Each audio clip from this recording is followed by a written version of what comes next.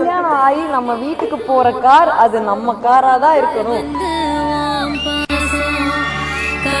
நிறைய இடத்துல actually அவமானப்பட்டிருக்கோம் car இல்லாததுனால. இந்த ரீல்ல கமெண்ட்ல காமனா கேட்கப்பட்ட கேள்வி என்னன்னா, அவன் சாப்பாட்டுக்கே கஷ்டப்படுறான், கார் வாங்கினது என்ன பெருமையா, இல்ல கார் தேவையா, கார் என்ன அத்தியாவசியமா?